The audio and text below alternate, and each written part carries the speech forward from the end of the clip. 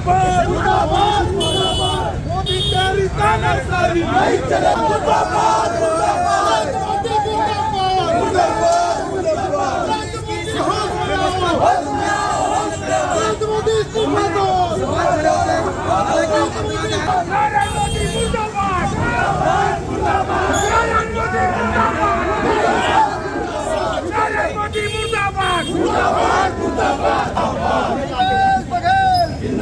आज आप सब देख रहे हैं नीट को लेके पूरे देश में माहौल बना हुआ है। नीट को लेके पूरे छात्राओं ने दिल्ली में एक दिवसीय धरना प्रदर्शन किया, सहाना संसद घेराव किया और उस दौरान पुलिस ने जिस बर्बरता से छात्रों के ऊपर लाठीचार्ज की, जैसे आज सरकार ने के आदेश पे जो पुलिसकर्मी है वहाँ पे जो फौज वहाँ पे थी वो बर्बरता से छात्रों को पिटाई की। तो हमारे ही बच्चे हैं जो पढ़ाई करके अपनी मेहनत करके नीट का एग्ज़ाम दिलाते हैं और वो नीट का एग्ज़ाम में बार बार लीक होना, बार बार एक कार्रवाई जो करना, कहीं ना कहीं सरकार के संदेश में आता है सरकार जो है इसमें लिप्त है और उनके ही कुछ लोग हैं जो लोग लीक कर रहे हैं। और ये इस मामले को गोपनीयता को बनाए रखने के लिए उन्होंने अभी तक ये कोई प्रयास नहीं किया। ये दो बार एग्ज़ाम लिए और आज छात्रों की जो है मेहनत खराब हो रही, उसको देखते हुए राहुल गांधी जी ने भी प्रधानमंत्री जी के निवास पे जाके उनसे चर्चा करना चाहा, उनसे बात करना चाहा, लेकिन वहाँ पे जब वो मिलने से इनकार किए, धरना में बैठे, तो उनको पुलिस उनके साथ भी बर्बरता निभाई और सारे आला कमान नेता आदरणीय हमारे खड़गे जी, आदरणीय राहुल गांधी जी, आदरणीय प्रियंका गांधी जी, सबको उन्होंने जेल में डाल दिया। आज उसी के कारण हमारे पूरे छत्तीसगढ़ में हर जिले में आज प्रदेश कांग्रेस कमेटी के निर्देशानुसार आज एक दिवसीय धरना प्रदर्शन और साथ में नरेंद्र मोदी जी का पुतला दहन किया गया।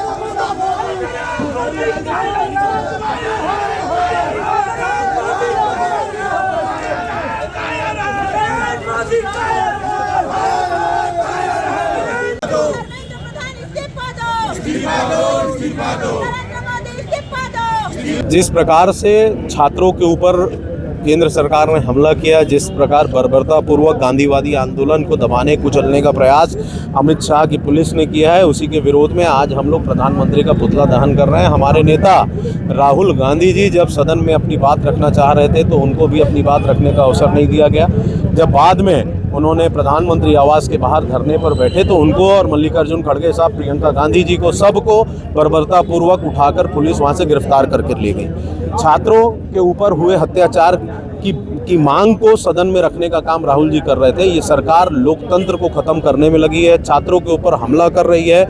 ये इससे ज़्यादा भारत देश के इतिहास में छात्रों के ऊपर इससे बड़ा कोई हमला नहीं होगा जो पिछले दिनों देखने को मिला।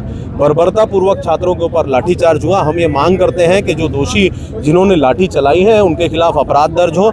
साथ ही साथ दोनों मंत्री, केंद्रीय गृह मंत्री अमित शाह, जिन्होंने दिल्ली पुलिस को आदेश करके छात्रों पर लाठीचार्ज कराया, आंसू गैस के गोले छुड़वाए, उनके खिलाफ कार्रवाई करें और दोनों मंत्री इस्तीफा दें, धर्मेंद्र प्रधान और अमित शाह। और तीसरी जो हमारी मांग है वो ये है कि हमारी जो शिक्षा पद्धति में जो त्रुटियां हैं उसको सरकार तुरंत दुरुस्त करे।